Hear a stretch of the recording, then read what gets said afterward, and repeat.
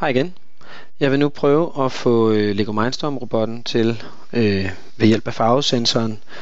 Denne gang vil jeg få den til at stoppe ved når det reflekterede lys ændrer sig.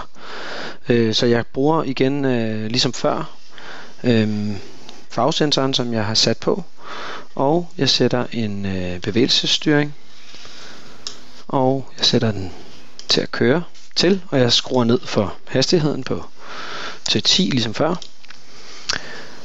Og så går jeg ind og finder en vent blok og trækker herop, som jeg så går ind og sætter til at være fra farvesensoren, sammenligne, men i stedet for farve, så tager jeg den, der hedder intensitet af reflekteret lys. Og så skal jeg ind og prøve at finde ud af, hvor meget reflekteret lys, der kommer fra det lyse gulv, og fra mit sorte gaffatape fra før. Så det vil jeg lige prøve at gå ind og tjekke.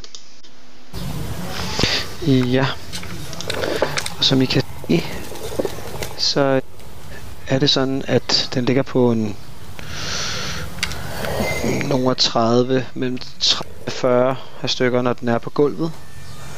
Og når den kommer hen ved det sorte tape, så er den helt nede på 6 stykker. Og det vil så sige, at vi skal hen og sætte denne her til at være mindre end. Og så skal vi herop og sige, hvis nu vi siger, at den er mindre end 30, så får vi i hvert fald, når den er væk fra gulvet, altså når den så rammer det sorte tape, så er den i hvert fald mindre end 30. Og der skal vi selvfølgelig så sætte en bevægelsesstyring ind mere, som vi så sætter til at slå motoren fra. Og bare for sjov kan vi jo også godt lige sætte en lyd ind, ligesom før. Og det kunne så være den, der bare hedder Activate, for eksempel. Yes, vi prøver at downloade det, se om det virker.